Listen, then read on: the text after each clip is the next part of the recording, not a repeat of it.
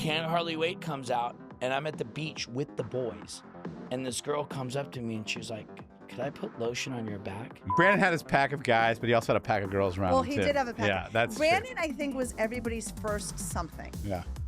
He'll take it. He'll take it. It's the two 5.0 Mustangs from Vanilla Ice, those two, and we had a picture, and supposedly that was one of the most famous pictures of the 90s. And all of a sudden, I see a profile of a guy in a Mercedes, like driving like this with dreadlock, turning onto Santa Monica Boulevard. It was Lenny Kravitz. I go, what the fuck? I flip the most illegal turns, do a million illegal things, go down the middle lane of Santa Monica Boulevard and pull up on Lenny Kravitz. I'm like, yo, what's up? I heard you're an interior designer.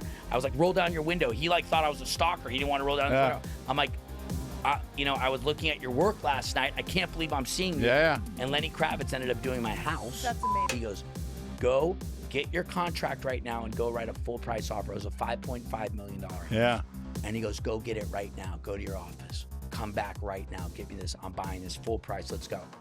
It turned out to be Johnny Holiday. He was the Elvis of France. Okay. I also read that you were flipping houses with Jeremy Renner. As much as you think we had a golden horseshoe up our asses, which in a sense we did, but we were also exposed to all of Los Angeles's good and bad. Yeah.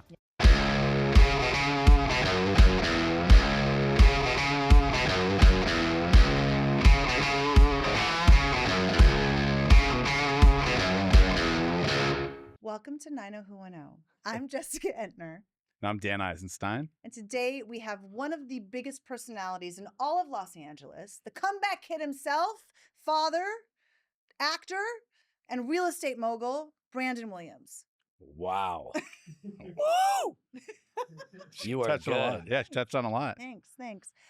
Let's just start off. I just want to get right into this because when you came in, I'm like, the last time I saw you, you didn't look so good. And it was a very mid-20s time. And then didn't think about that. And then all of a sudden I'm reading in the paper that you may or may not have had a hand in selling one of the biggest deals in LA real estate ever. And that is how I found out that you were a real estate mogul. Oh, no way. It is. Amazing. Well, So we have a lot to catch up on.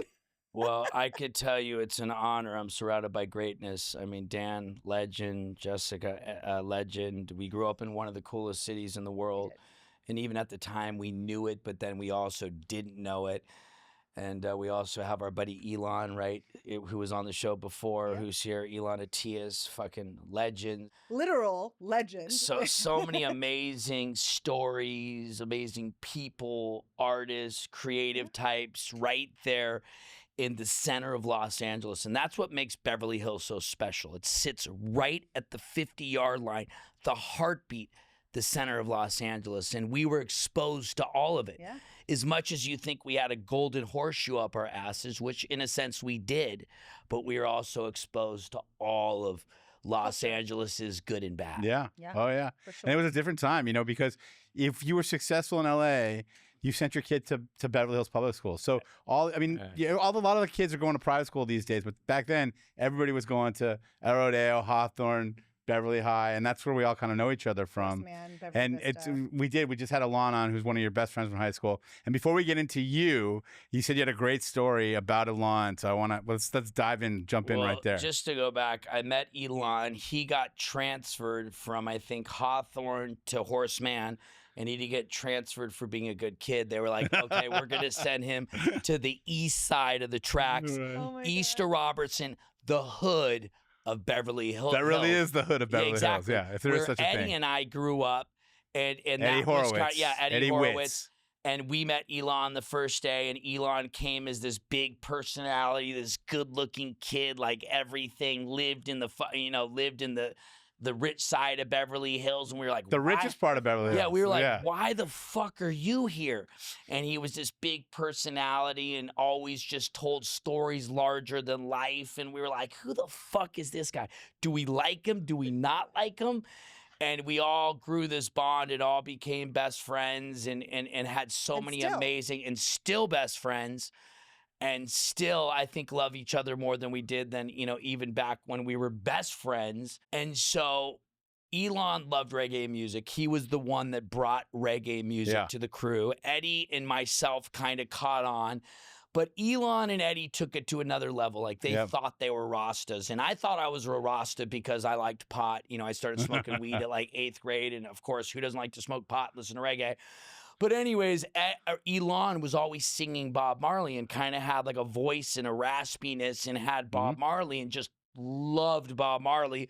And Eddie followed. So I'd have these 2 high school buddies that would always be singing Bob Marley next to me. And I'd kind of roll my eyes like fucking white boy Jewish Rastas. I'm like, come on, guys. Anyways, to make a long story longer, Elon disappears at like 18 years old. Yeah. Okay, we had just graduated high school, 18. And Elon supposedly is on the road on a world tour with the Marleys. Yeah. I'm rolling my eyes going, okay, Elon, like, are you water boy? Are you fucking, you're picking up equipment, singing, maybe coming on for like a backup singer for one song? Like, okay, you're the roadie and you're like, the fun white guy who loves reggae, and they're letting you tag along. Yep. Okay? And no, Elon's the main singer. He's the lead, supposedly. And he's playing at the House of Blues in August. And I'm like, yeah, okay, we'll see it. Okay, no, absolutely no way. Yeah. He's singing one full song, okay? Anyways, I get to the House of Blues, and it's 93, and it's on, and it's packed, and the House of Blues is the hottest venue in the city. It's the coolest venue in the city. It's at the heart of the Sunset Strip. And, like, I get to see a glimmer of Elon backstage with the curtain, and I see Elon kind of like getting into like some basically the zone, bringing Bob Marley into himself on stage with the lead, with the lead microphone in the very center. And I'm like, there's no way this is really happening. And all of a sudden, 10 minutes later, the freaking curtain, the red curtain, opens up, packed to the fucking brim. Okay, it puts chills on the back of my neck that I'm saying this, that this kid from, the kid from the Fairfax districts to Beverly Hills, kind of similar story to me, is now the lead singer of the Wailers singing Bob Marley on stage with the real Wailers, the Black Wailers it's behind crazy. him. It's crazy. And he's going in full fucking jaw. It's amazing. Jaw, reggae, and he's 18 years old. Yeah. And he's leading the Wailers and fucking murdering it, killing it. And I'm literally like this, like, how the fuck? This was the biggest, greatest con heist of all time. Yeah. And I don't say that to take, I don't say. No, I love it. I love it that you're doing this, and I love that you're on. And I'm glad that you had said, let's get Branden after Elon, because you've just like, we had Elon on, and we talked about him, being the lead singer of the Wailers. And you can't, I mean, it's the fucking Wailers. And listen, when I say con, I don't mean, I'm just like, how did he talk? First of all, Elon was the greatest talker and the greatest could schmooze. Because I feel like... Listen, we all had, all of us had our thing. You were all charming. And you know what? So what's bigger than this story is there's so much magic out of Beverly High. Yep. So this is one of many magical stories. And that's what we try to touch on in our podcast. And that's why we're here. But I really want to say this because I was as blown away as anybody. Well, one of your best friends. And my best friend, and not only singing for the Wailers, but absolutely tapping in, killing it, bringing a new spirit and vibe. It brings something so different, his take on it. Yeah. And you know what? The entire band was fucking stoked. Yep. And loving him. And there wasn't one guy like pissed. Like they were like, fucking bring it. Yeah. Fucking bring it. No, it's unbelievable. And it was one of the most magical nights because it was like, our friend that came from, this could never happen. Yeah. You know what I'm saying? For this. Yeah. And say what you want, Bob Marley's my favorite artist of all time. Yeah. Okay? And still to this day, he's the most relevant. His politics are still the same. I mean, he is the ultimate badass. Nobody even comes close to Bob Marley. Okay, nobody. Yep. Say what you want. Tupac. Yep. Which is another. But Bob fucking Marley. No, yeah. And this guy with the Wailers behind him. It's unbelievable. 18-year-old kid from Beverly Hills, white Jewish kid from Beverly. That you've known your whole life. That I grew up in best friends and grew up him telling me a million stories. I'm like, fuck you, Elon. Yeah. Bullshit. Yeah. And just absolutely fucking torched. Yeah, it's awesome. Torched. It's awesome. The House of Blues. Oh, Brought it on fucking fire. Yep. Huh, Elon? Yeah. But this is the thing I love, and I have the same kind of a thing. I mean, I've known you, 30 plus years, and you guys were good friends in high school, but you've continued a brotherhood, and I respect that about you guys because only really good people can continue a brotherhood like that. I have my friends that I've been friends with for 30 years, and you know them. Yeah, of course. And it's a brotherhood in the same way, and I see that with you guys, and so it's something that I respect and love about you guys. Yeah. But that was great. Even with you guys, though, listen, and I don't think people really understand it, and people can't get it, but you were best friends with David. Faustino. Who was on the #1 hottest show in the world. Yeah. You were friends with all of his friends that were the coolest guys in Hollywood. You guys had the #1 coolest underage club at Nick Adler, whose father owned the whiskey. Yeah. The #1 coolest place in the city, and you guys fucking ran it. Yeah. And it was like, knowing it was all this like kind of, these kind of things. And Jessica was this beautiful Beverly Hills girl. Every guy liked her. And, still beautiful. Of course, and she's still gorgeous. And her father happened to be a rock star. Oh, yeah. And a big music manager. It's just like that was what.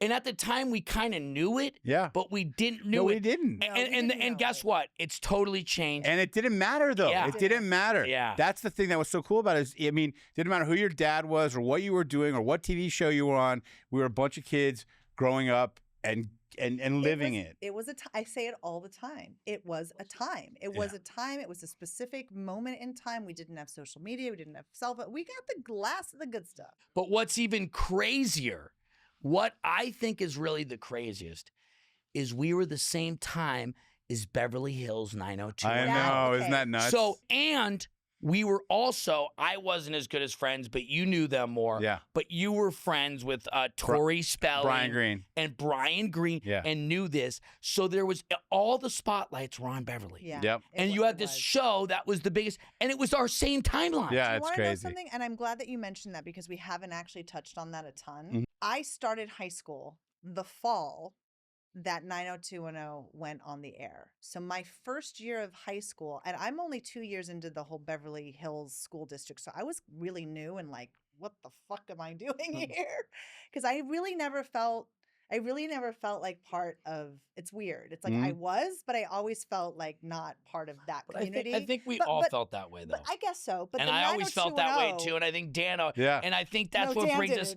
No, but it's funny. No, it's weird, though. No. Especially because. We all, listen, as kids, we were all insecure. That's it. We all wanted to fit in. I know. Maybe there was a couple guys, and even Elon is like, Elon was kind of the golden boy. Yeah. But we were all trying to fit in. Yep. Yeah. You know what I'm saying? That's exactly we were all right. to be a part of. Well, the thing with the 90210 though was we went into high school and there was actual fucking paparazzi taking pictures of us from across the street. Do you not remember that?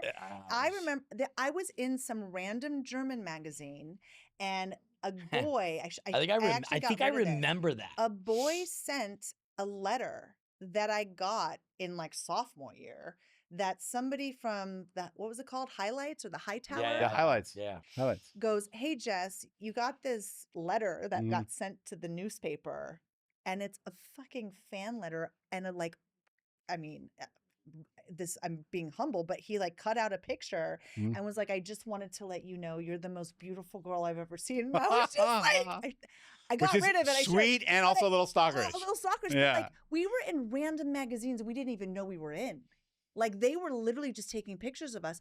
And it was so weird because I was still getting used to this whole Beverly Hills vibe. Yeah. And how much they got right and how much they got wrong, right? Because at the end of the day, I always thought of Luke Perry's character as Stefan Ashkenazi. Yeah. Because his dad owned the thing, and it was like always very...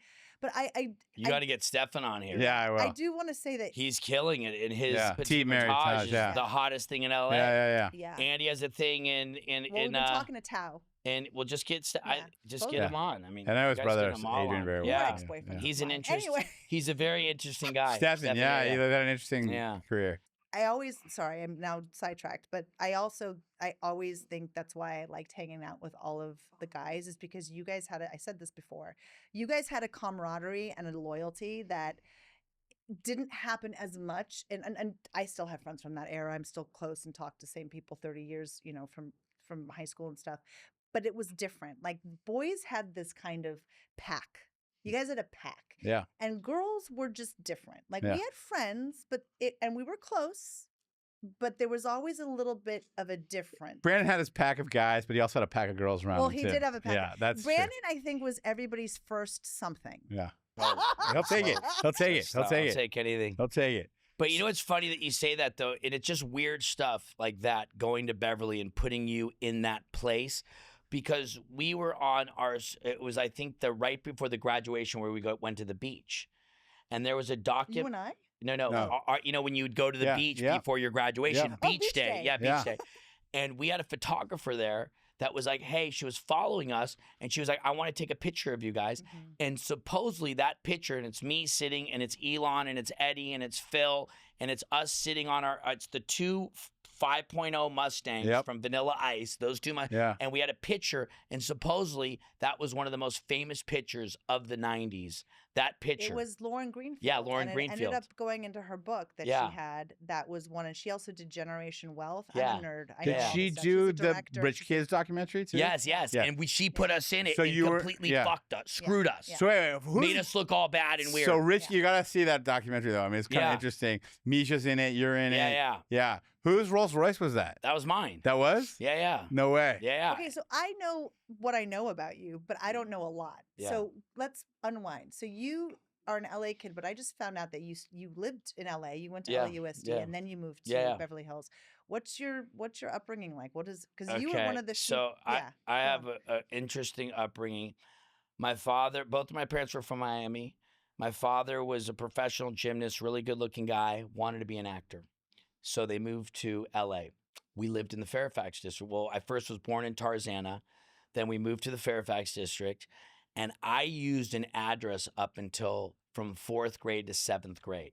So I had to lie and say I lived in Beverly Hills, and we all did that. And it was, it was pretty annoying because you couldn't have your friends over, and they were very serious about it. So that was really annoying. And I finally moved into Beverly Hills and moved on Arnez Street and right by like Olympic and Robertson. And moved into Beverly Hills and went to Horseman and met Eddie, Elon, Phil, Sebastian, Eddie Horowitz, our whole crew, and had a great time and was still close enough to that area of all my old friends like, Michael Azria, who I grew up with, who's been on the show, and the CBS graffiti crew, which I was one of the youngest members in. My parents got divorced early on, and my father became a drug addict. And my mother was a single mom. My mom worked three jobs. She worked at running an elderly home in the daytime, and then worked at Ann Sachs at night because she wanted us to go to Beverly Hills so bad, to the school districts. And I had learning disabilities, so Beverly Hills had all the best programs for that. Was the best school for that at the time, and that's how I kind of found Beverly Hills. But I never grew up with money. I never had money.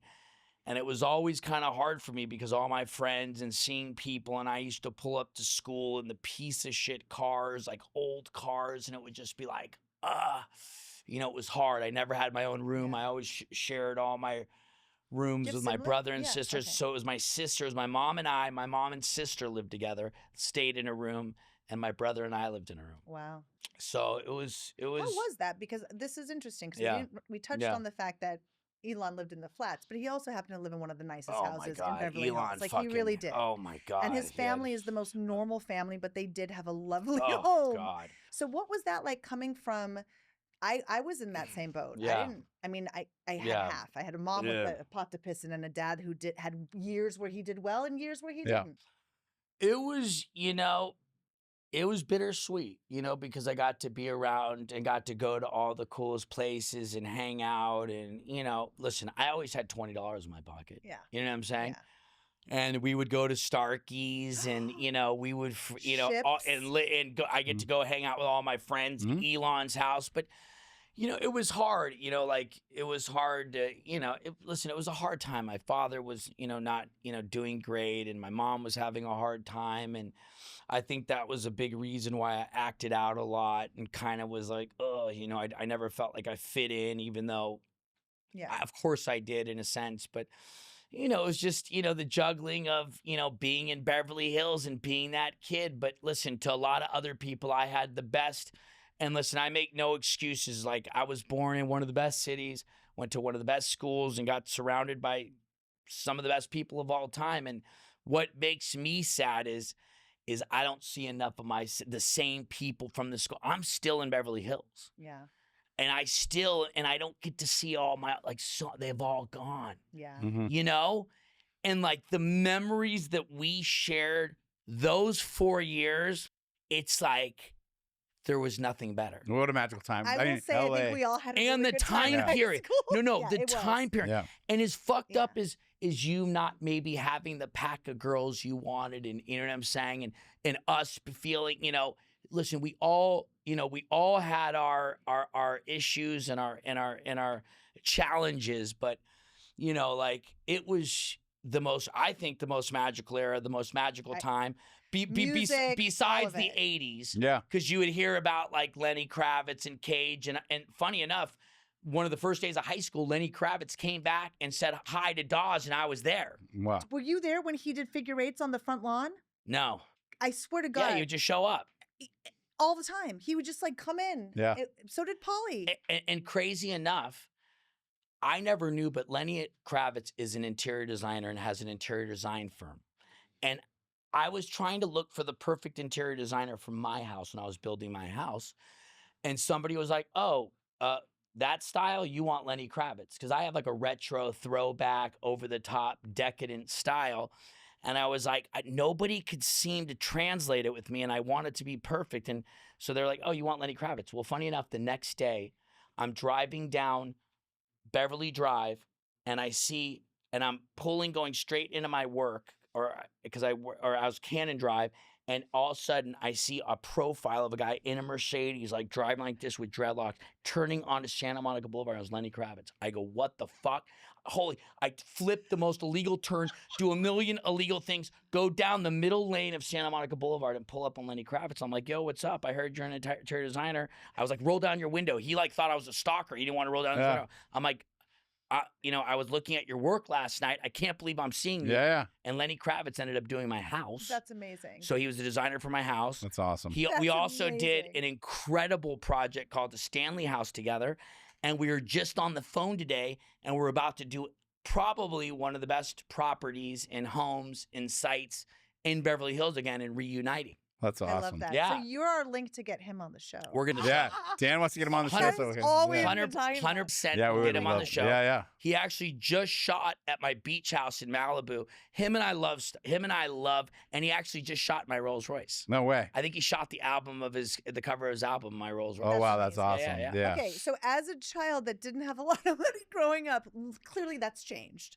So I'm gonna just unravel some stuff.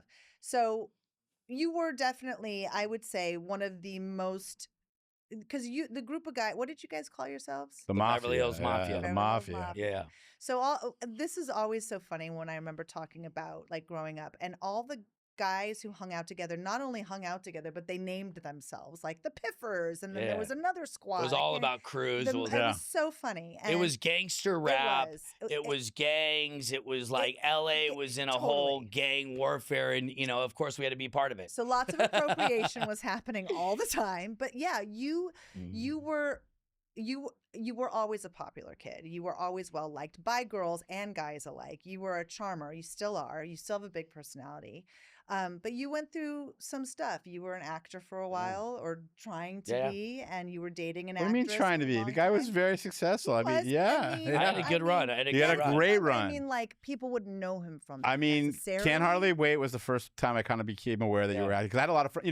I was an actor. Yeah, of course. And I had a lot of friends who were in that movie. And then there's Branden. I was like, whoa, that's awesome. Yeah. And then you had a great arc on Entourage. Yeah. Yeah, that was a really good arc. And Friends. Friends. And I was Never Been Kissed. I mean, I had a good run. You did. I never wanted to be an actor, okay? And I was actually going to fashion school. I was going to FITM. What? Yes.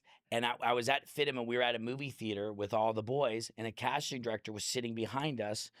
Forgot her name. She's amazing, casting director. And she was like, I need you to go for this movie. And I was actually, at the time, I was working at the Ivy.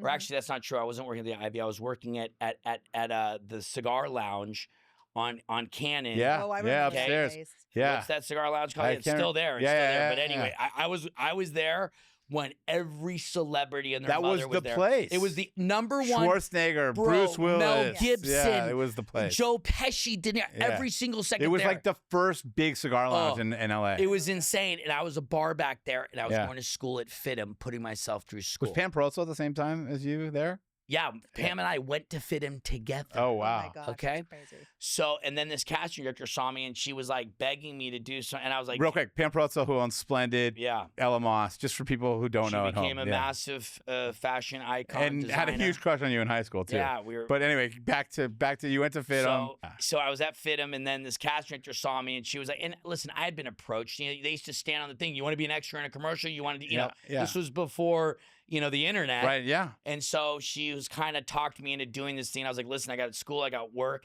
And I was like, how much is it pay? And she was like, $3,000 a week. And now I moved out of my house when I was 16 years old. Yeah. And I was literally working at restaurants at nighttime to pay, and selling weed to pay for my lifestyle. And she told me $3,000 a week, and I was like, it was like hitting the lottery. Yeah. $3,000 a week is still a lot Yeah, now. it's I mean, it's crazy. A good, And I worked for 3 weeks and made $9,000. Yeah. And then that casting director. Was that Can't Hardly Wait?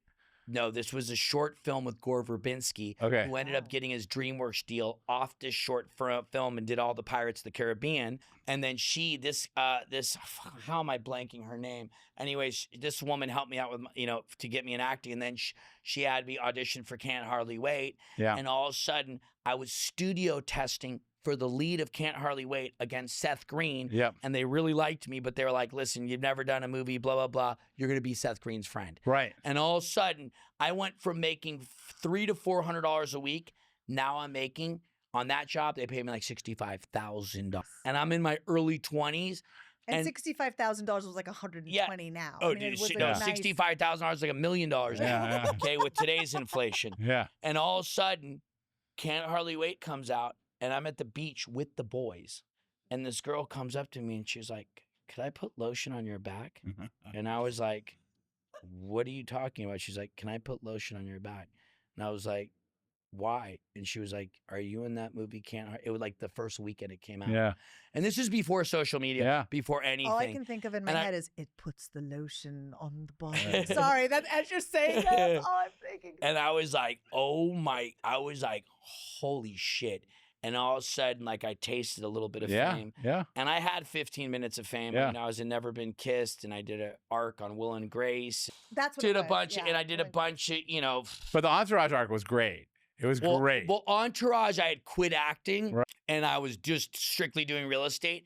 And I sold Doug Ellen and Rob Weiss their houses, and they're like, you're an actor? You were sick. Fuck you. We're putting you on as Branden. Okay, cool. Yeah. And yeah, when did you transition? I transitioned in 05. Okay, 04, 05. It was the subprime. We're talking about from acting to real estate. Yeah. In this world, you got to be clear. I was 29 years old. I had gotten a WB TV show. I was getting paid like $23,000 a week, okay, for guaranteed 13 episodes. And I was on like the 4th episode. And I actually, before I got this, I had quit drinking for like 6 months. And in that 6 months, I had gotten everything I wanted. And I got this TV show, which I wanted. And Jamie Kennedy was producing it. And I get this show, and right before we start, I fall off the wagon and start like drinking and partying again. And I start showing up at work hungover, but I always showed up at work hungover. I was one of those guys that, like, of course I'm hungover. Of course, what else? Right. You know what I'm saying? But I could work. I'm going to be good. Friday night, it's on. And so they basically were like, listen, you're really hungover today, blah, blah, blah. And I basically looked at them and I said, guys, I've been doing this forever. I'm fine. Friday night, it's on. And they're like, okay, you're fired. And I got fired off that show. And I was 29. And I was like, oh my God, if I do more auditions for another year. And I saw how fast my 20s went through. Yeah. And my father had very similar issues as I did, except he wasn't as successful. And I was like, fuck, 30 to 40 if I do this, if I still I saw where the writing was on the wall, and I go, God. And I'd seen some friends that gotten sober. I saw my buddy Balthazar Getty get sober, DJ AM get sober, Scott Kahn get sober. I go, fuck it, I'm getting sober. And I got fired off this job. And I owed the IRS a bunch of money for not paying my taxes. And I was like, fuck, I got to get sober. And it was the subprime. It was 04, 05 when the market was going crazy. And I saw a couple people get into real estate. And I go, fuck, what do I do? And I got a sponsor. My sponsor said, pray on it. Like, what's your next move? And I prayed on it, and I was friends with the Normand family, and I'd go surfing with Saeed Normand. We had Howie on the show. Howie One of Normand. our first guests. And Saeed looked at me one day, and he was like, dude, you know everybody, and you like to help people, and like you're a ball of information. I always love to be like, go check this out, go here, go do this, like I feel like I'm a tour guide of concierge, your own tour. and I do feel like a tour guide, like that too. and I always call myself as a tour guide. Yeah. And I say that in real estate, and I give it like an experience and a tour guide experience, and especially when people are coming from out of state or don't know this or don't know that. And he was like, this is an off the cuff thing, but you probably won't be good at it, but I actually think you would be good at it, but this is like a long shot, and this is like, a loose cannon, but let's try it. And I was dead sober, and I was, close to a year in sober, and I took all that sober energy of me wanting to run through a fucking brick wall because it was the hardest thing I had to do, and I put it all into real estate, and I was 30 years old. And now I'm 49 years old, and it's been like 20 years now, and I just fucking went head first, and I used all the tools of AA in the program and doing the right thing and keeping my side of the street clean and being of service, and you can't keep it if you don't give it back, and just went full just AA sober real estate and acting. And I was like, I was never meant to do this job, but I'm an actor and I could do it. And I'm still acting, you know what I'm saying? And I'm still kind of putting all the pieces of the puzzle together. And now I own the Beverly Hills Estates, which I have 120 brokers there. I own my own escrow company, Reserve Escrow. I'm also a developer, so I develop some of the highest end homes. And going back to, I never thought I was going to sell over $1 million home. I never believed this was the one job I thought I would never make it in. And I thought I was going to be horrible. And within the 6 months, something clicked. And I was like, holy shit, I think I could be good at this. And I put 6 deals. I didn't do a deal for 6 months, and I put 6 deals in escrow, small deals. And all of a sudden, on the 8th month, I was at the Beverly Hills Hotel meeting a guy to try to help me get business. And I was eating a hot dog at the time, the Beverly Hills Hotel, sitting out by the pool area. And I saw a guy looking at listings. And I'm like, oh my God, he's looking at listings. And I saw him. He had a driver. He had a bodyguard. He looked like a rock star. He had a young, hot wife. He was like in his late 60s. And he had a little adopted Chinese daughter. I go, this guy's a baller. So I go over to him. I'm like, hey, where are you guys from? He's like, Paris. I go, oh my God, I love Paris. I was just in Biarritz surfing like a year ago. He's like, oh, cool. And I was like, what are you looking at? And I knew he was looking at real estate. He's like, I'm looking at real estate. And I'm like, what's going on? He's like, I'm devastated. I told my realtor to offer full price, and he offered $100,000. And remember, this is the subprime when anybody could get a loan. Every property had multiple offers. And he said, and I'm devastated, and we lost it. And I'm so pissed off at my realtor. I go, what house? He said, it's on Kip Drive. I said, the 7,500 square foot Mediterranean on the 19,000 square foot lot, 7 bedrooms. He goes, how the hell did you know that? I said, I told you, this is all I do. This is my backyard. I said, you like that house? I said, I know something better. I said, there's something better than that house. It hasn't come to market. He goes, can you get us in right now? He's like, I'm heading back to France. I said, let's go. Let's drive up there. He followed me. What I didn't know is his driver had found his realtor. They were splitting the commission. The driver was trying to cock block the whole scenario. Yeah. And he came up there, and I had no idea who the guy is. Didn't even ask him his name, but I knew he was a baller. And literally brought him up to the house, and I had met this guy. The developer was a weed dealer at AA. Yeah. And was putting his money into developments, into home developments. And at the hottest time at the time was a Mediterranean style with the elevator and the this and the Beverly Hills post office. And I drive him up to the street. We get out of the car. The realtor who was about to list it happened to be there. And I'm the kind of guy that will break in and get in as long as I'm doing good. Yeah. You know what I'm saying? I'm not trying to steal anything. It's like, let's go. Yeah. And so I roll up. I'm like, hey, I have a client. Da-da-da. I know Jason. Jason owns the house. Da-da. And they let me in. Swear to God. Still don't know the guy. Met the guy 20 minutes ago. The guy looks around and looks at the living room, looks at the dining room, looks at the kitchen, all standing right here, and sees an elevator and looks at me like this and goes, gives me like a wink and a thumbs up, sits down on the couch, pulls out a cigarette and lights his cigarette.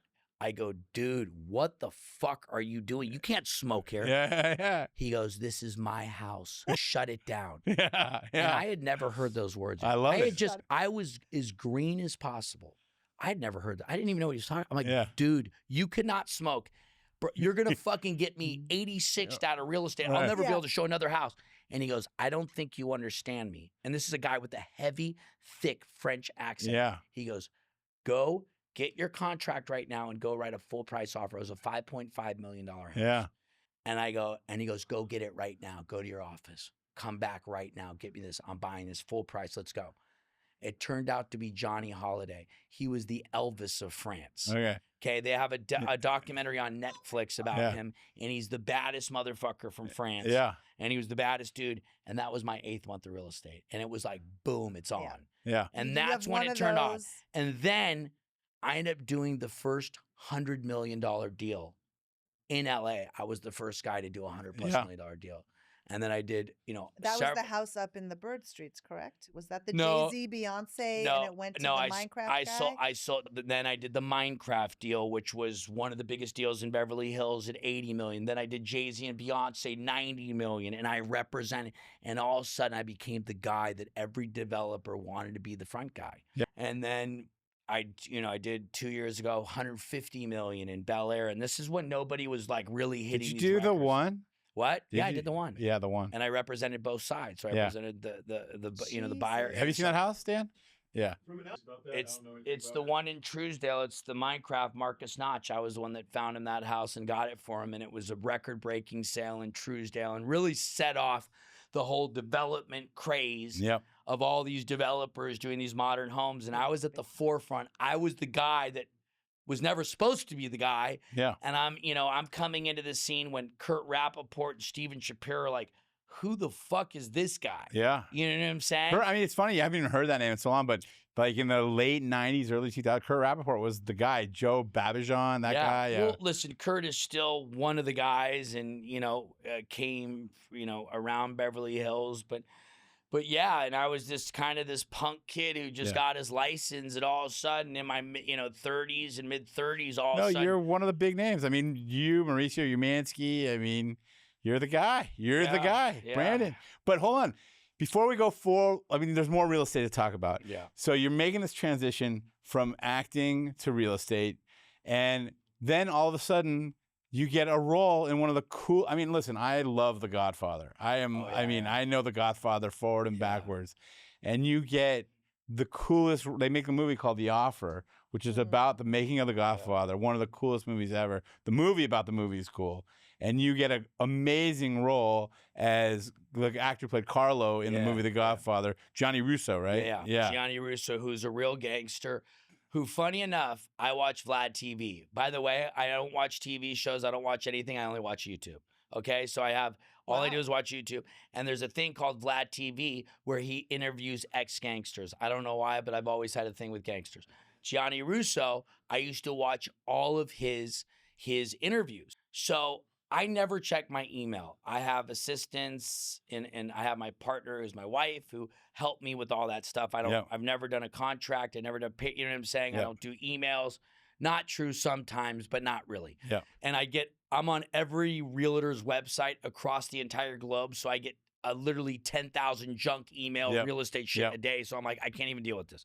Anyways, the one time I open up my email, it's a casting director who's one of the biggest casting directors in the city, in the country, John Papsidera, who does Yellowstone and has done every big movie project, who's the fucking man. Yep. And he knew me as an actor and casted me. and would like see me in the Hollywood Reporter. He sold Jay-Z, and he'd be like, bro, and once in a blue moon, he'd reach out to me and be like, bro, you're fucking killing it. This is insane. I can't believe you're doing this.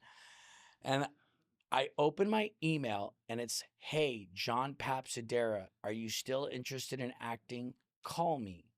I never open up my email. I'm like, yeah. And I just responded, yeah, no problem. Easy. Right? Yeah. And that was it. And then all of a sudden I forgot about it. And 2 weeks later, I checked my email again. Whatever happened with that? And he's like, bro, we're about to give away the role. Do you want this or not? Yeah. Call me now. Fucking was like, what? I'm like, what is this? They're like, it's the making of The Godfather. Yeah. I thought it was like some shitty independent B film that I'm going to be in Iowa. No. And I'm like, the making of The Godfather, the TV show? I call him up. He's like, listen, they're about to cast a guy right now. You need to put yourself on tape. I'm like, put myself on tape? He's like, yeah, like you need to have a camera, have somebody help you. I'm sending you the sides. Do it right now if you want to even have a shot. They're about to cast somebody else, but I think you could do this. So I go, oh, fuck, I got to learn lines, now do sides, blah, blah. I had Zach Goldsmith, who Zach Goldsmith is a realtor and who's on the new Mauricio Umansky TV show, who's also a comedian and a very talented guy. I go, Zach, come over here right now. I need you to run some lines with me. He's like, no problem. I'll come over. Boom. Do it, pick it up a few times. I'm in my suit. I'm like this. I'm like, you know, seriously, like back. How fucking hard is this? And I'm like, hey, you know, Gianni Russo, right? And I just kind of put it on, and I literally just had Zach like this, the sides like this, and just boom. And I sent it, and they instantly called me back. They go, you're hired. That's awesome. And it was a 3-episode arc. I mean, it wasn't a big part. But it's awesome to be in it. It's like one of those things that's like legendary. Legendary. I mean, and there's a lot of great actors in that too. I mean, the guy who played Coppola, I'm trying to think, his name's escaping me right now, but he's great. Yeah, amazing. I can't think of his name. And the guy that played Brando was amazing. And then Miles Tepper, who played Miles Teller, who plays Miles Teller, who I got to do a bunch of scenes with him. Yeah. Listen, this is the kind of stuff that happened to all of us because we were kind of right in the heart. Yeah. And this is like, and this was kind of old school, how it all happened, and you know, stories of, you know, Lenny Kravitz and Nick Cage, who used to be my neighbor, who used to live on Orlando when I used to live. So this is what's so great about, like, you know, LA. all of us in LA and hanging out, and, you know, all of your friends being the biggest celebrities in the 80s and 90s and ballistics and it's not. And you know, crazy. Having hot chicks like Jessica Etner, who her dad was a rock star, come to school, and this was the magic that we lived. And you know what? It's so great that we still get to come back and reminisce and tell these stories and grow the magic. Yeah. You know? Yeah. I love it. I'm still just fascinated on the quick rise because there's a lot of luck in your stories. You know what I mean? Like right place, right time, knowing how to talk to people. I mean, you have definitely been blessed with the gift of the gab. Always have been. A quick 30 years though. A quick 30 years because 10 years, at least 10 years spent in acting, and then 20 years spent in real estate with a little bit of an overlap. But I mean, it's fast, but it's 30 years fast. Well, that's true. I mean, I'm for. But I mean, within what? The first 8 months, he's selling $5.5 million homes. That's fast. Now he's selling crazy $150 million homes. And that was the blessing of starting, you know, not starting real estate in, you know, Des Moines, Iowa. You know what I'm saying? I was in Beverly Hills. But you also knew the city. I knew the people, and you knew the stories, and he's not afraid. And he's not afraid. He's not afraid. Really, you do have that knack, which is, I think, which a lot of people probably admired about you. He's always had that. He's not afraid. That's, I mean, I think that's a key thing. You know, at the end of the day, I wanted everybody to like me. Yeah. And I also loved people. Yeah. You know what I'm saying? I love stories. Yeah. Who was Dan Eisenstein? Who is this guy? Yeah. Well, that's what we're Who's doing this guy? this. You know what I'm saying? That's what we're doing. You know what I'm saying? Yeah. Who's Jessica Etner? And I was always very curious and always very interested. And I always asked a lot of questions. And I still keep asking questions. And, you know, I know a lot, but I also don't know a lot. And I think that's what's so great about life and what keeps me inspired. I mean, I'm 49 years old. I'm almost 50. And I feel like I'm 21. You know what I'm saying? 100%. I don't even. I feel like high school. Like we tell these stories. It's yesterday. I could go back go right back. Oh there. Me too. And still reconnecting. I think it's like the reconnection of all of us in this. It's like this was the first 30-year. I'd never been to a reunion. I went to my first 30-year reunion, and had the best fucking time. Yeah. It was the most epic, and I'm so pissed because what we have to do is bring in like a 5 or 10 year gap reunion for all of us. I know. Because I was pissed that you weren't there. Yeah. I was pissed you weren't there and we didn't experience, because you're one grade behind me, you're 1 grade ahead of me, and it was like we should have all been experiencing this. Because it was did it at the Spare Room. I hired the sickest DJ, and we were all like partying back like it was 91. Yep. You know what I'm saying? This is what's so funny. So it's my 30th reunion this year. Nobody I know is going. Yeah. My year was a weird year. There wasn't a unity the same way. Like it was very disjointed. Well, that's why you're the unifier, and you got to unify it. I don't want to do that. But I think they're doing it at the Spare Room, and I keep asking if anyone's going to go, and I'm like, well, because we're doing this podcast, I should go. Yeah, you have to go. You have to go. I'm actually not in town. However, I thought the same thing you did, where it would be great. That's what I like about doing this show is it's been a reunion for us. Like we're having so much fun. Like I don't need to really go to my reunion. I see all the people I want to see. We're just doing this. I think it's at the Spare Room. So you must have given them it was and I saw pictures. Like you had a great turnout. It was insane. We had a good time. You had a good grade. You should get my DJ too. I have Johnny Abrams, who's another actor and another part of the crew. He's an amazing DJ. He fucking killed it. Listen, at the end of the day, it's all about music. It's all about DJ and space. And that if with the right DJ and right space, you could get everybody back there, no problem. Like, hey, it's going to be fun. And all those guys know Johnny Abrams, the DJ. So it could be, listen, I was actually Narit, who was putting it together, reached out to me like a month or two before, and she's like, will you help me, like the budget? And I'm like, well, first of all, my partner owns the Spare Room because I am a partner with him at La Dolce Vita, the restaurant in Beverly Hills. And I was like, okay, I can help us get us a deal. And she's like, and we also need a DJ. And I go, okay, I got the perfect DJ. And it all kind of came together. And I was like, oh, then it was like, call all the boys, like, you guys got to come. We all got to hang out. And, half of them came. And I don't think Howie's doing this one. The whole grade would show up if Howie should do it. I know. Yeah. I just found out through a friend because I guess it was posted on Facebook. I haven't been on Facebook since 2016. So I have no idea what happens on Facebook anymore. Try to keep up with the kids. They're not on Facebook. So I don't go on Facebook. So I haven't even seen who's throwing it. I just heard that, but I know it's not Howie. Yeah. But yeah, it's 30 years. I World can't. like this. I know, it goes by fast. And it was only 4 years. It's 30 years, and it was only 4 years. Yeah. And it was, I think, the most meaningful, impactful time in my life that I always go back to. Yeah. And it's crazy because I could go right back there right now. I remember you so clear as day. It's not like, I don't remember it. Or it's like, Dan, we would always be at the same parties, hanging out in the same thing. And I could just snap back right there. And it's like, fuck. And I always say this, like Uncle Rico, if I had my time machine, I would savor it so much more. Yeah, it was unbelievable. It was so beautiful. I have years that I look back on that I'm like, that was a prime year. 15, I was a sophomore when I was hanging out with you guys. Yeah. That year was a great year for me. And when I was 23. You know, it ebbs and flows. I mean, there was a great time then, and there's been great times now. It ebbs and flows. For sure. Yeah. I mean, I think now I actually really like being the age I'm at. I don't feel old at all. I don't feel as old as I'm supposed to say I am. Yeah. My son looks at me and tells me that I am an overgrown teenager. You are. I am. I'm 100%. Well, we all are. Finally found out what the fuck was wrong with me. But I have ADHD, by the way, if I haven't told you yet. So I got, well, I wish I had known a lot earlier.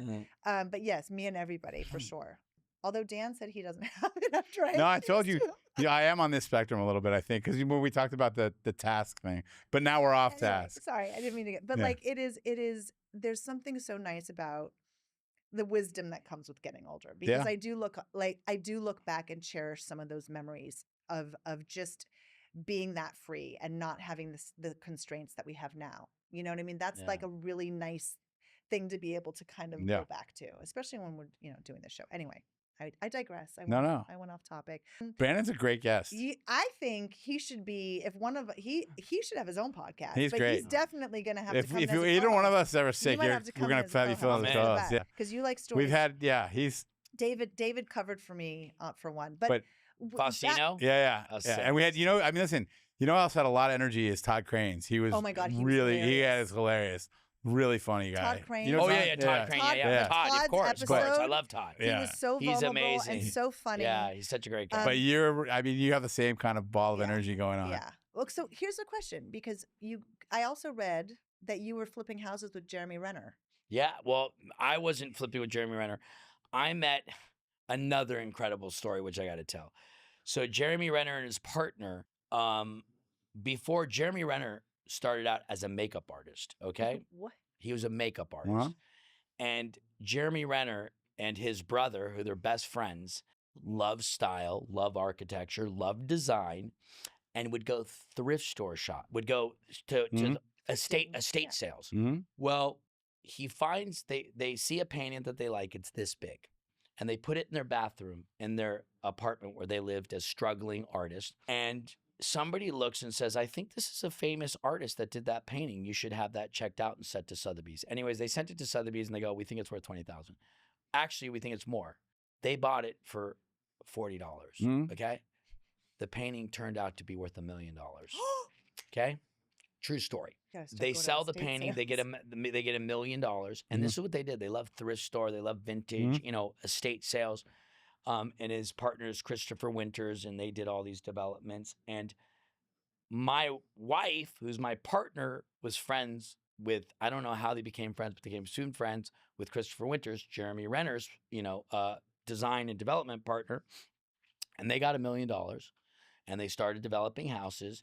And they did a house that was on Selma, right by Chateau Marmont, that they did. And we found these really wealthy clients, okay, billionaires, which I didn't even know, who leased their house, and they were like looking for a house with all the big realtors. And we were representing Jeremy in there, and they were like, well, why don't you have Branden and Rainey help you try to find a house? And this was in 06, 07, okay? And we only want the flats of Beverly Hills. Our budget is $5 million. And in that time, you could get a really sick house for $5 million. And the flats of Beverly Hills. And we've seen everything on the market. We've been here for the entire summer. Yeah. And we only want walking area and this. And I didn't really know the people, besides that we just leased it to them, and they leased this house while they were out here. So they were like, do you have any pocket listings you could show them? I'm like, yeah, I have an insane lot on Foothill that's an acre for $5 million. An acre lot, which now that's a $20 million lot, okay, with a teardown, right? So to make a long story longer, and I always say that, they come, the guy shows up, and it's this like kind of cowboy. And now they're in Colorado. This guy's supposed to be extremely wealthy. He's got this younger, hotter wife. And, at the time, you didn't really have Google. You couldn't really Google. You didn't really know who people were. People could either be, and there was a lot of bullshitters in this town. Yep. So the guy shows up, you think? And the guy was in like a really cool kind of vintage, kind of cool Porsche. And he had cowboy boots on. He was a full cowboy from Colorado. And I show him the property, and it was the one property. It was the one pocket listing we had. I show it to him, and I'm like, cool car, man. And he's like, oh, you like cars? I'm like, yeah, I love cars. And he's like, he pulls out his BlackBerry, and he starts showing me Ferraris, vintage Porsches, just he literally showed me on his BlackBerry, swiping through on the old BlackBerry, about $30 million worth of cars. Wow. He pulls up, and Christopher, Jeremy's partner, referred us because they were renting his house to these people. And Christopher was going to design, Jeremy and Christopher were going to be their interior designers and redo the house because they wanted like a fixer. So they pull up, and I show him the house, and I could kind of see him looking around, and I'm like, $5 million an acre. This is the best deal in town right now. Yeah. And I see him walking off, getting in his car, and I'm like, this guy ain't buying it. And I go, do me a favor. I want to show you something else. And he was like, I was like, do you have 10 minutes? Can I show you something else? Can I drive you somewhere? He's like, yeah, sure. What is it? I'm like, I have a sick house I want to show you. And Christopher, who was friends with Rainey, who didn't even know me, Jeremy's partner, was like, what house are you showing? How much is it? I'm like, $35 million. They're like, are you fucking insane? His budget's $5 million. They're going to kill you when they find out the price. I'm like, don't worry. Trust me. I want to show them this property. It was the owner of the Beverly Hills Hotel on Benedict Canyon. It used to be 40 acres. It shrunk down to 4 acres over time. And while they were building the Beverly Hills Hotel, they were building this house. Yeah. And it was my favorite house. and it started at like 38 million. It was now down to the 30s. Which Sultan of Brunei? What? Sultan of Brunei house? No, it's on. It was the original owners. That the original owners that built the Beverly Hills Hotel, Yeah. and it was a massive 12-foot, 1,000-square-foot Spanish one level, 2 level, on 4 acres up this long driveway, and it had a 20-car garage. Yeah. I go, follow me. He's like, okay. 20-car garage for a car guy. I literally, it was another one of those stories. I called the realtors, like, we're here right now. I go, I'm coming up right now. They're like, who is it? I don't even know who it is. Okay, I'm just like, the guy's got money. He's rich. Trust me, we're all good. They're like, okay, and that was kind of before. Now everybody wants everybody verified, and Googled, and anyways, we drive up there. There's literally 30-foot Escobar style gates with the guardhouse, and they open up, and I just see the guy, and I drive up the driveway, and I see the guy get out of his vintage Porsche, and his boot hits the ground, and I go, it's on. He's buying this. Yeah, I knew he was buying it. It was crazy, and that was the sixth sense. You know, I was on the streets a lot and worked the streets, so I had that sixth sense. You know when they're going to buy and when they're not. Yeah, I knew, and I knew when he wasn't going to buy. And most realtors would have stopped and said, "Okay, we'll see you later. We'll email you more stuff, or we'll call you when we find something else." Yeah. But I brought him to this $35 million house with Christopher Winters and Jeremy's partner, and they were like, "What the fuck are you doing? Who the fuck is this guy that you're bringing?" They were pissed for my partner, who wasn't my wife at the time. Like, who the fuck did you bring along here? Yeah. Who the fuck is this guy, right? And no, this is my first year of real estate, where I was just kind of I just done that $5 million deal. Anyways, the guy came back and looked at me and says, he goes, I want this house. He goes, I'll give him all cash. I could do 3-day close. He's like, offer him $24 million. Can you make that happen? And it started at like 38. It was down to 35. And this was in 2006. At that time, $20 million would buy you anything in the city. And he goes, can you make that happen? I go, oh, it's on. We're going to make it happen. Boom. All of a sudden, I did it on here, 24 with Jeremy Renner, Christopher Winters. And I always took care of my people. So I gave them a big of the commission. It was like, boys, it's on. And I became their #1 guy and developed all their biggest properties through the Hollywood Hills and Bel Airs. And the last property I did with them, we sold for $25 million. And then during that time, Jeremy was becoming a massive star. Yeah. Yep. So I was on that rise. And funny enough, we're about to sell Jeremy Renner's house.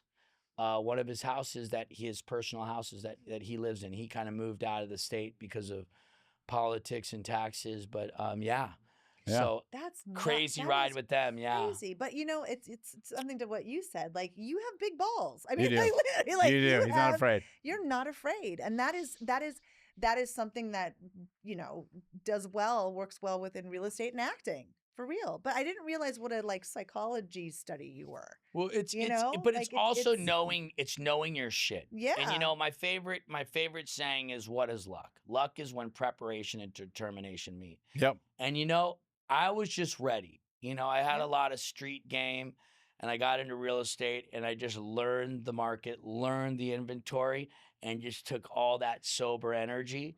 Because, you know, at the time, I was in my early 30s, and a lot of my friends were still partying. You know, Yushi was Mickey Avalon, who I was working with, Dirt Nasty. These were all my best friends, and they were now becoming rap stars and, you know, instant, you know, my friends stars and, you know, YouTube stars.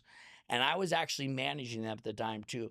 And so I was with these guys when they were partying and having the times of their life. And I was just gripping like, oh, my God. Well, it does. It takes a lot of discipline. Yeah. It takes a lot of discipline, because when you see your friends around you that are partying, they're having some success, no matter the level, and you're staying disciplined and staying in the real estate game, staying sober, it's commendable. And you know, real estate is awesome, but it's not that glamorous. It's not that glamorous. You know what the people say? You know what? It's not sexy, but it's got teeth.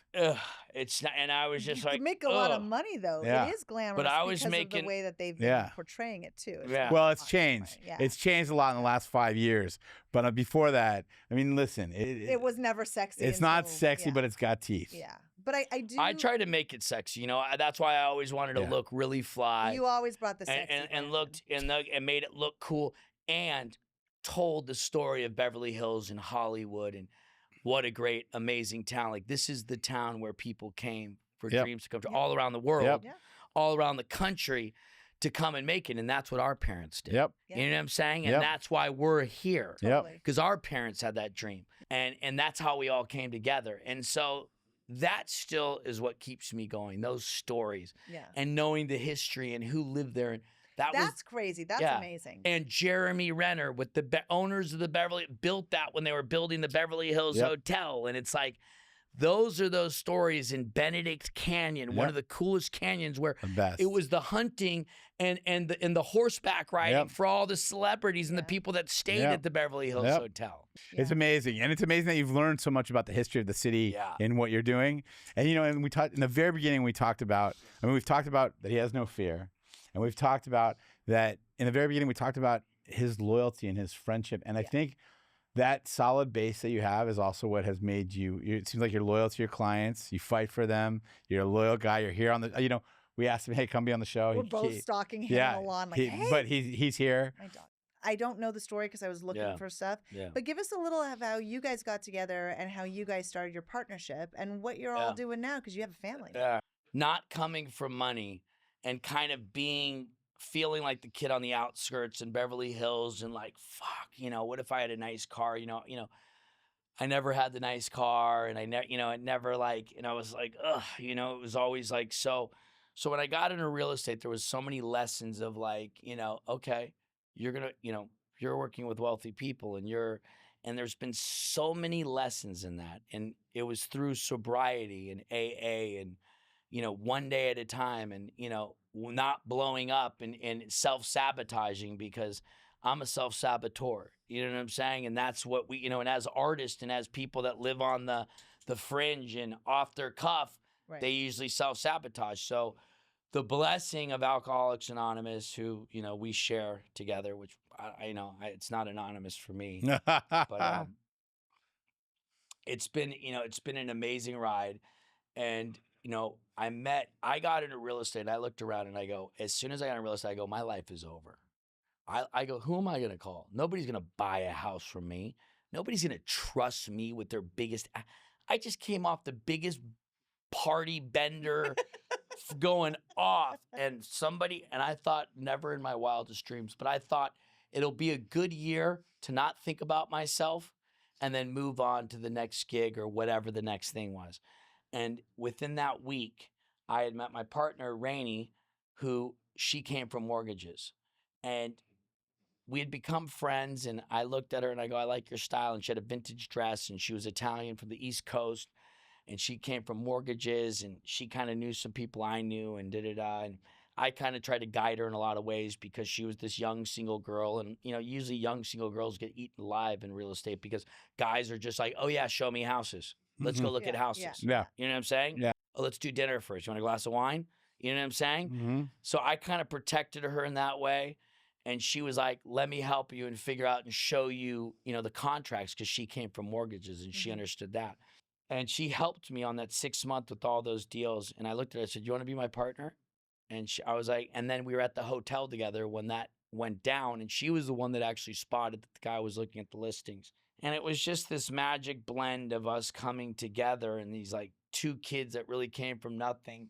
She didn't know anything about LA, but I could give her the best tour guide ride and show her. I knew all the back streets. I mean, we grew up at every amazing view site in the city, drinking and hanging out. Which spot do we meet at tonight? Yeah. Batman or Lower Summit. Exactly. Yeah, and it was just on and looking at the city and, you know, I knew the city. So she helped me and I helped her and we became partners and we came fearless together. You know, it was like, and I always say I could have never have done it without her. Yeah. And, you know.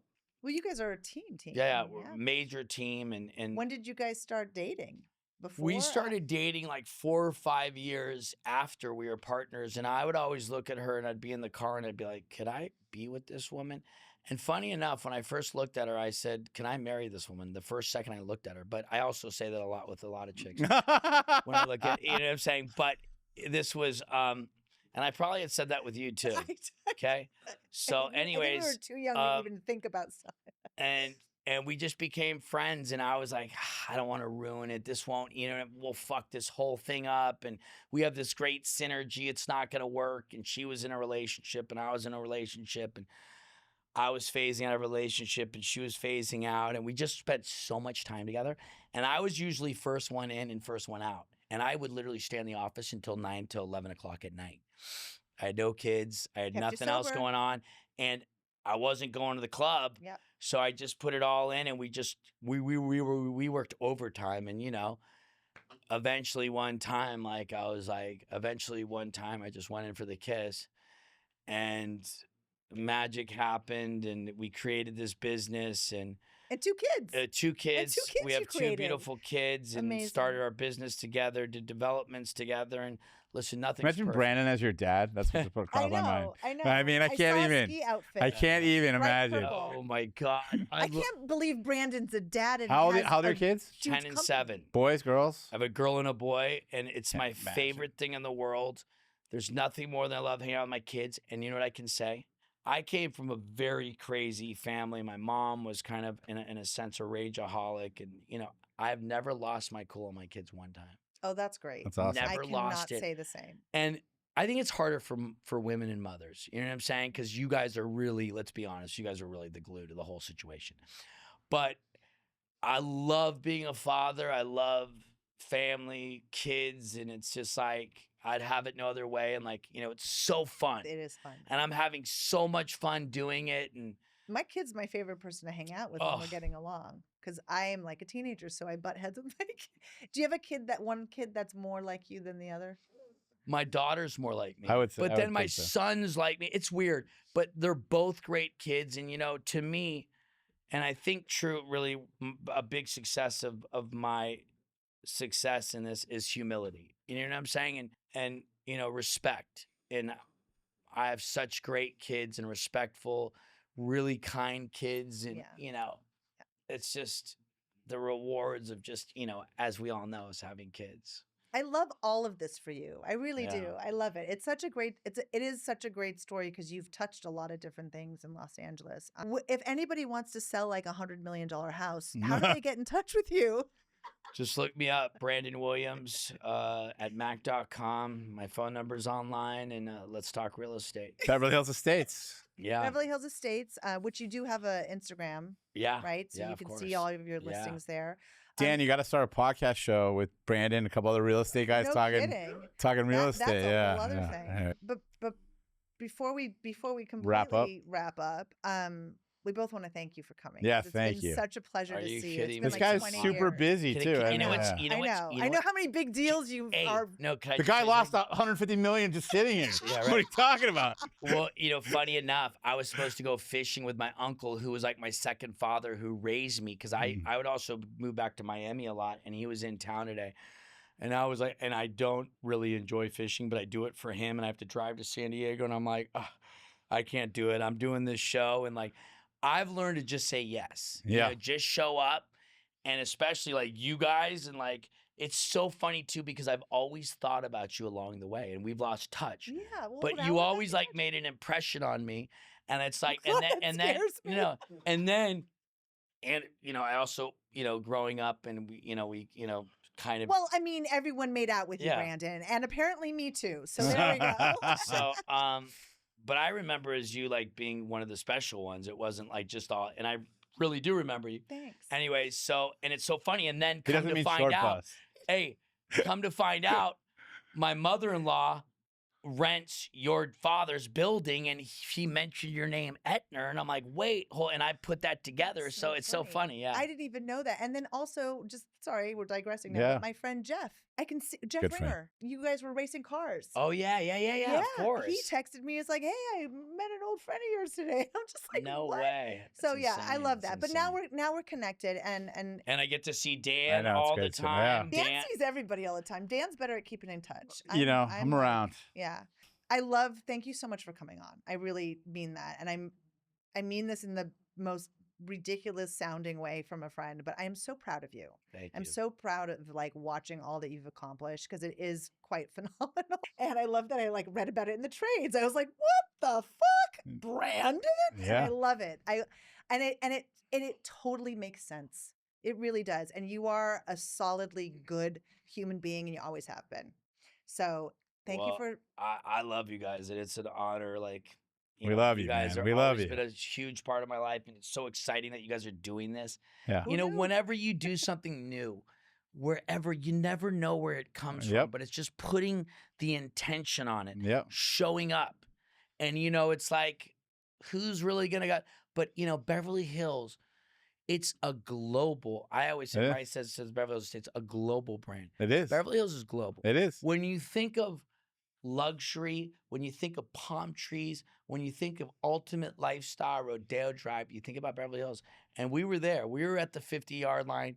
We were right there in the game. Oh, yeah. It is a gold brand. It's funny because you bring up, there's an opposite side of that too, because we've talked about on the show with people who grew up in Beverly Hills, and I talked about it with Adam Turtletab, talked about it with Todd Cranes, you and I have talked about it with each other. Growing up, when people would say to you, especially, you know, I grew up on Ridgedale, like you said, one of the greatest streets in Beverly Hills to grow up in. Danny DeVito, Brad Pitt, Jennifer Aniston. I mean, Ellen DeGeneres owned a house. It's a little, you can't get to it. You Marilyn don't McCool. And you forget how to get to it. I still am like, where am I? Oh, you know? The greatest street to grow up on. Yeah. But as a kid, if I went somewhere outside of Beverly Hills, summer camp or on a trip and met other kids, and they say, where are you from? I'd say LA. They say, where in LA? I'd say West LA. Where West LA? Near UCLA. Because you're afraid that there's such a connotation that goes aside with it. But there's the other side too. It's a global brand. It is. I mean, He's it is the most huge. Beverly Hills out of all of them. And let me tell you something right now. Dan freaking lived it, dude. You always had the sickest fucking cars.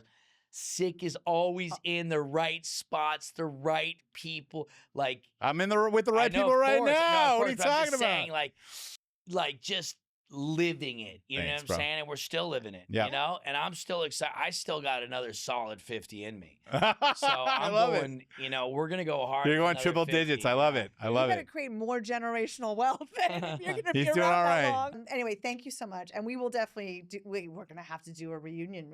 I love it. Show. I love it. We should do a whole reunion party. Yeah. And we got to get you Lenny on the show. We would love it. Yeah. Lenny, I'm going to coming get it. for you. Yeah. We love it. I would love it. On the show, and he represents Beverly. I mean, I know. And his story of Beverly, he had a similar story. He was living in Baldwin Hills, using an address to go to Beverly. Wow, I didn't know that. So I a live lot over of in that those area stories. now, too. And then we had Alicia Silverstone, and I mean, so many incredible. Breckenmeyer. Which I'm still friends with Alicia. And Yeah. then, you know, I was Angie Voigt. Yeah, we've had Jamie on the show. What? We had Jamie on the show. Her brother? Yeah. Oh, yeah. I just ran into him and the father. Yeah. And I ended up selling Angie a similar story where she just walked through my listing and tell me who was coming, and Angie ended up selling her property. And, you know, Angie and I were in every class together. She was Voigt, I was Williams. Yeah. So it was just sat next to each other and stuff. Yeah, amazing. Thank you. We haven't even touched on half your stories. We barely scratched the surface. Well, until next time. Clearly, our last two guests have been nothing but a good time for us. Don't forget to like, subscribe, tell your friends. Thank you to everyone that's watching. And I want to give a quick shout out to our producer, Dan, and our amazing audio visual guru, Billy, because I realize we never do credits on this show, but thanks to them, this show exists. And, you know, if we're going to give shots out, we got to give a shout out to our #1 fan, Vicky Bushman. Vicky Bushman and Viper B. And I thank you because those are fans from my dad. Awesome. They're from my dad. Welcome to the Grassroots Fan Club. Thank you so much for joining us today. This has been another episode of 90who10. Don't forget to like and subscribe. We'll see you soon.